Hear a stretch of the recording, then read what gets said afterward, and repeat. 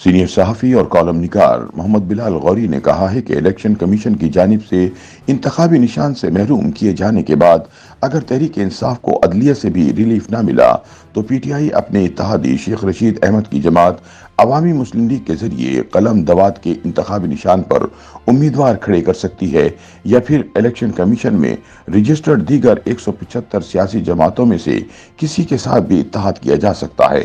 اپنے کالم میں بلال غوری لکھتے ہیں کہ الیکشن کمیشن آف پاکستان کی جانب سے تحریک انصاف کے بین الجماعتی انتخابات کالعدم قرار دیے جانے اور بلے کا انتخابی نشان واپس لیے جانے کے بعد یہ جو بیانیہ سامنے آیا ہے، اسے اختصار کے ساتھ ان جملوں میں بیان کیا جا سکتا ہے کہ کھلاڑی بلے کے بغیر کیسے کھیلیں گے۔ یہ تو نہایت غیر منصفانہ اور امتیازی سلوک ہے۔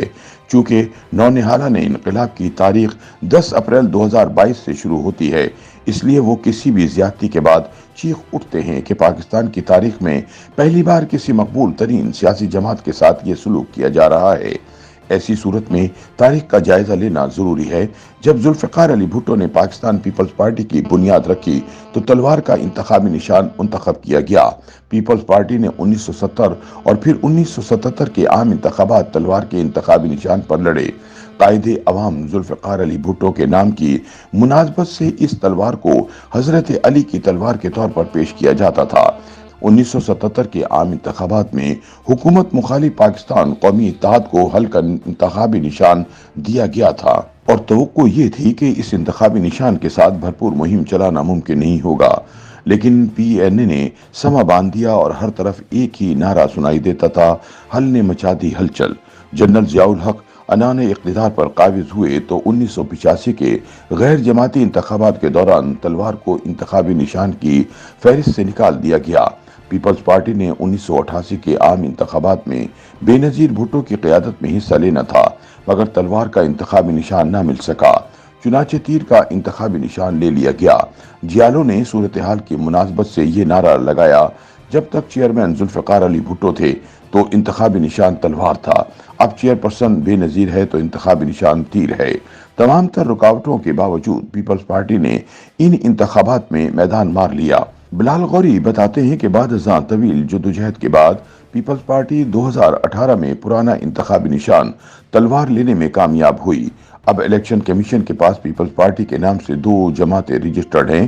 پاکستان پیپلز پارٹی، جس کے چیئرمین بلاول بھٹو زرداری ہیں، اس کا انتخابی نشان تلوار ہے، جبکہ پاکستان پیپلز پارٹی پارلیمنٹیرین، جس کے چیئرمین آصف زرداری ہیں، اس کا انتخابی نشان تیر ہے، یعنی نانا کی میراث بلاول بھٹو نے سنبھال رکھی ہے، جبکہ بے نظیر کا نشان آصف زرداری کے پاس ہے۔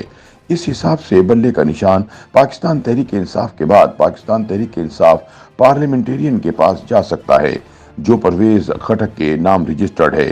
بہرحال جس طرح پیپلز پارٹی کو تلوار کے انتخابی نشان سے محروم کیا گیا تھا، اسی طرح کا سلوک چند برس بعد مسلم لیگ نون کے ساتھ ہوا۔ میاں نواز شریف طویل ماضی میں سائیکل کے انتخابی نشان پر الیکشن لڑتے چلے آ رہے تھے، مگر 1993 کے عام انتخابات کے موقع پر مسلم لیگ نون کو سائیکل کے انتخابی نشان سے محروم کر دیا گیا۔ میاں نواز شریف کو چاروں نچار نئے انتخابی نشان شیر کے ساتھ انتخابات میں حصہ لینا پڑا۔ مسلم لیگ نون کو اس الیکشن میں شکست ہوئی، مگر پھر شیر کا انتخابی نشان نہیں چھوڑا گیا۔ بعد ازاں سائیکل کا انتخابی نشان مسلم لیگ قاف کے حصے میں آ گیا۔ مسلم لیگ نون کو دوسری بار اس طرح کی صورتحال کا سامنا 2018 میں سینٹ انتخابات کے دوران کرنا پڑا۔ امیدواروں کے کاغذات نامزدگی جمع ہو چکے تھے، ٹکٹ جاری کیے جا چکے تھے۔ سپریم کورٹ کے ایک بینچ نے فیصلہ دیا، چونکہ نواز شریف تاحیات نااہل قرار پائے ہیں، لہٰذا وہ کسی سیاسی جماعت کی قیادت کرنے کے لیے اہل نہیں رہے، اور بطور پارٹی سربراہ انہوں نے جو فیصلے کیے ہیں وہ کالعدم قرار دیے جاتے ہیں۔ اس کا نتیجہ یہ نکلا کہ مسلم لیگ نون کے امیدواروں کو آزاد حیثیت میں الیکشن لڑنا پڑا تو سینٹ میں اکثریت حاصل نہ ہو سکی۔ تب تو اعلیٰ عدلیہ کے ذریعے ہی سیاسی بندوبست کیا جا رہا تھا، اس لیے کوئی جائے پناہ نہیں تھی، مگر تحریک انصاف کو یہ گوشہ عافیت میسر ہے۔ الیکشن کمیشن کے فیصلے کو ہائی کورٹ اور پھر سپریم کورٹ میں چیلنج کیا جا سکتا ہے۔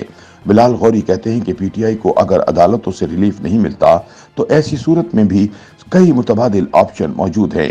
बैरिस्टर गौहर अली जो इलेक्शन कमीशन के इस फैसले के बाद पीटीआई के चेयरमैन नहीं रहे, उनका ये मौक़िफ़ दुरुस्त नहीं कि इस फैसले से तहरीक इंसाफ मखसूस निशस्तों से महरूम हो जाएगी।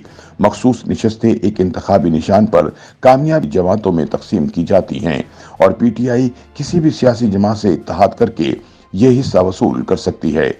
तहरीक इंसाफ अपने इत्तेहादी शेख रशीद की जमात अवामी मुस्लिम लीग के जरिए कलम दवात के इंतखाबी निशान पर उम्मीदवार खड़े कर सकती है या फिर इलेक्शन कमीशन में रजिस्टर्ड दीगर 175 सियासी जमातों में से किसी के साथ भी इत्तेहाद किया जा सकता है।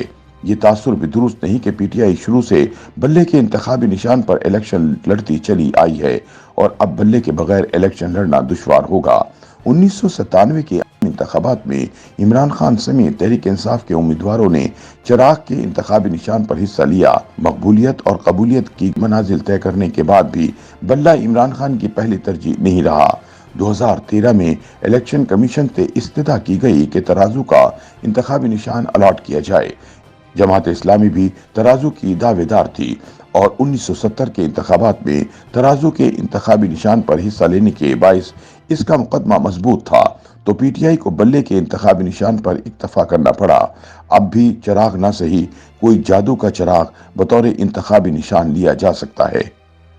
YouTube पर गूगली न्यूज देखने के लिए youtube.com की सर्च बार में गूगली न्यूज टीवी टाइप करें। गूगली न्यूज के पेज पर सुर्ख रंग के सब्सक्रिप्शन वाले बटन पर क्लिक करना ना भूलिए। YouTube पेज पर अपलोड होने वाली वीडियोस से बाखबर रहने के लिए बेल आइकन पर क्लिक कीजिए। आपको हर नई वीडियो के बारे में नोटिफिकेशन मौसूल हो जाएगा।